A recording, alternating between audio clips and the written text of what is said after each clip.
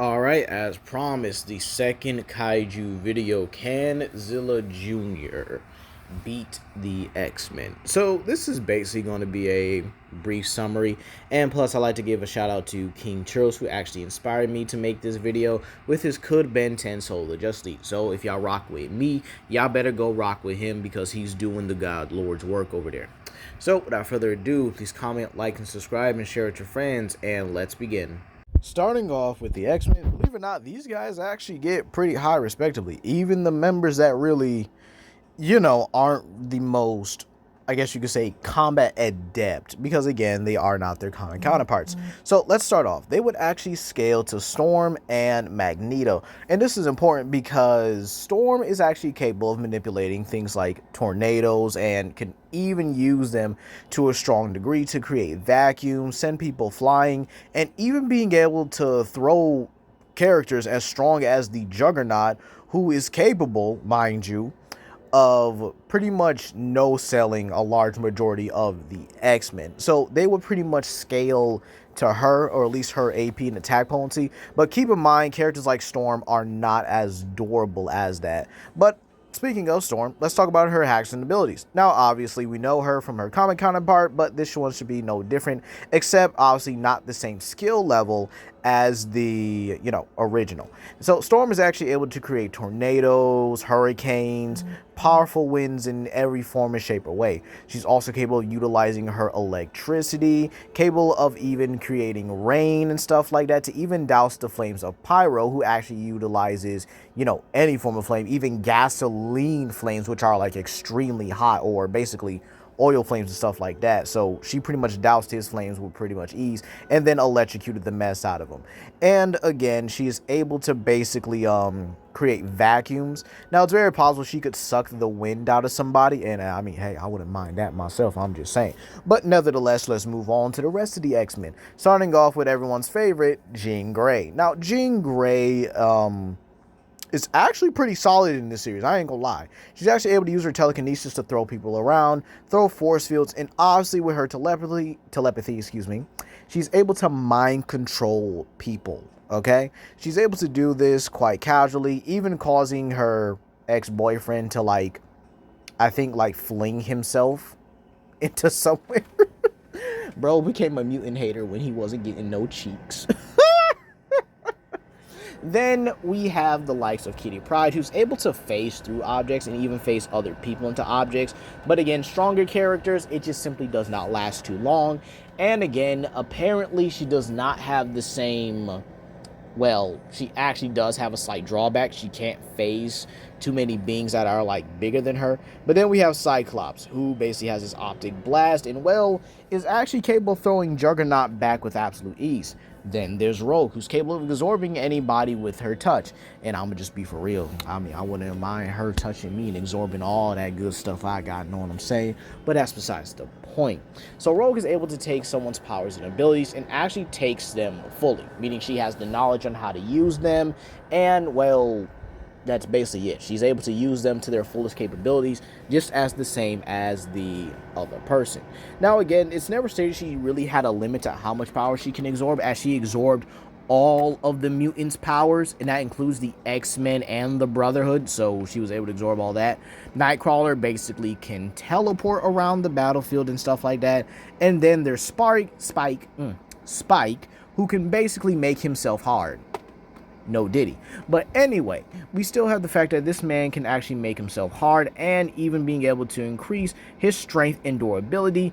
And if he is around enough heat, he can actually heat up his blades in order to make cutting things a lot easier. So that's actually going to wrap it up for the X-Men, but let's move on to their kaiju-sized opponent. Now, on to everyone's favorite Kaiju, Zilla Jr. Definitely got to get more love from my boy on this channel, but luckily he will be having his third part of his Monster Hunter What If very soon, and then we will slow the story down as he and his girlfriend Leah go into Wilds. So without further ado, let's talk about this from an actual standpoint. So Zilla Jr. is actually pretty broken. Not only is he able to lift Kaiju that are around the 200,000 or 20,000 metric ton department, but he's actually has some multi-continental to even, I would definitely say, planetary feats. So the fact that he was able to beat Medusa. Medusa was a monster that was actually able to absorb all of Earth's water, okay? All of it. Like, just suck it all up and suck it dry. No diddy. And, well, he's able to rip her apart, manhandle her, and went on to incinerate her. At least to a degree, because, again, she was, kind of still in water, and that was kind of the only thing really keeping her alive. Unfortunate, but hey, it is what it is. So, believe it or not, Zilla would actually be able to scale to this multi-continental to, I'll probably say, if you want to say he surpasses it, can then get him into that, planetary ranges, as he would have gone on to surpass her to a degree. Plus, again, the difference of a manhandle versus an actual one-shot is not too far off, with manhandling someone actually being remotely or somewhat similar to it. And again, we know that she could pretty much absorb over 90 or 80% of the Earth's water, or all the moisture in pretty much, the entire world by that. Now, Zilla Jr. does have like a large planetary calc that I have seen before, and I'm gonna put it up on screen. But this is because he's able to boost the the electrolytes, or the electricity of the monster, the the crackler, and he's able to boost them just significantly, and even still go on to like beat him and pretty much just toss him around like he's nothing. So believe it or not, I guess that would count, but again, I'm going to keep him at the planetary ranges because that is a high ball. Same thing with the solar system tier. Yes, that is an actual feat where he would get to solar system because of the energy used to create a supercell storm.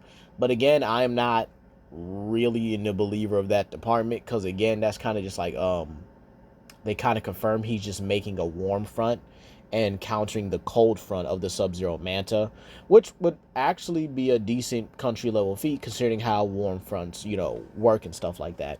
So believe it or not, Zilla Jr. also has regeneration.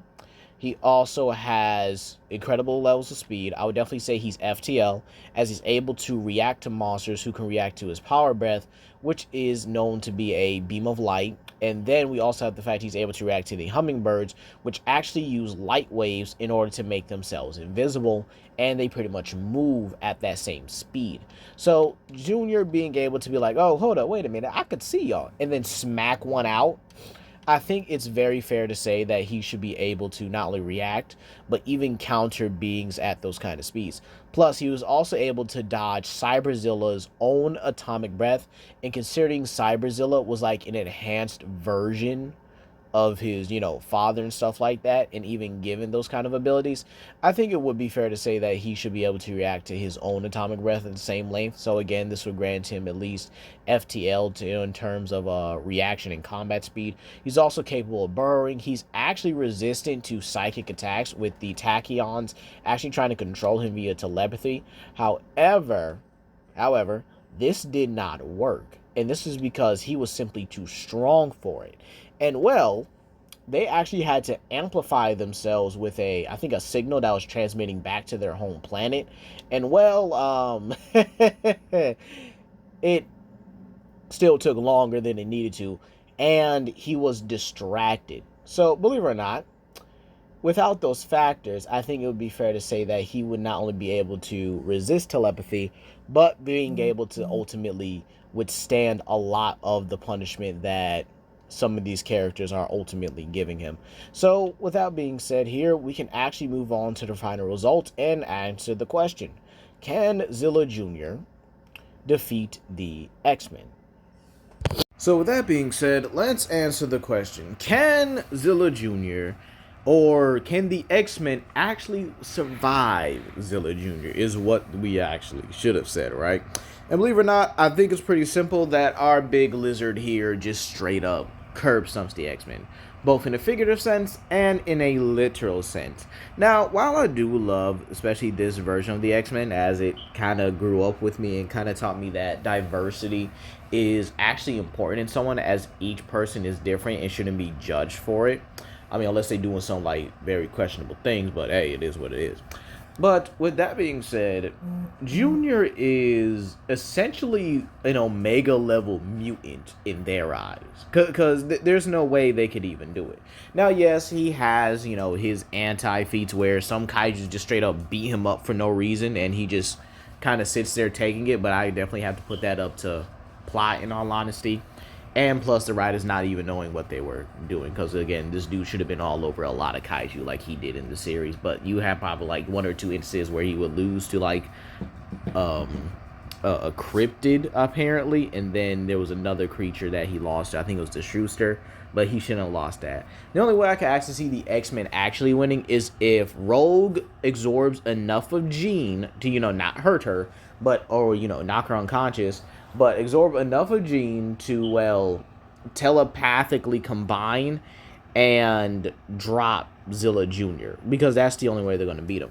I think he outperforms Cyclops in raw power. And while Cyclops is definitely going to be taking off the visor for this one because he's really not going to have a choice, he weighs a lot more than Juggernaut and is packing a lot more force behind his strikes as well. Now you might say, well, could Kitty phase him into the ground? And I'm going to say that that would probably work, but partially, considering Junior is big. Plus, again, there's also the possibility he could catch on to this and just straight up burrow, causing her to kind of like face through the ground and kind of let her keep falling wherever she wants to go. And then we also have where the only really threatening members are Storm, Cyclops, Jean, Rogue, and Kitty. Nightcrawler has never shown to be able to teleport someone this big. And Spike is, while physically tough, he's not tough enough to where he's going to harm Zilla. Matter of fact, he'll probably punch Zilla. Zilla will probably look at his toenail and then just kind of flick him with it. That's kind of honestly how I see him doing Spike. But overall, the X-Men really don't have a way for him to, for them to really take him down, other than probably just a telepathic route. But it's very possible he could straight up shrug them off, because again, he would be focused, he would be able to deter even Jean by herself, and then there's the possibility that Rogue may accidentally knock out Jean if she absorbs her power just to try and take down Zilla. But that's going to be all today, you guys. Please comment, like, and subscribe, and share it with your friends. This is Legendary Grimlock, and I hope you guys have a blessed day. Peace.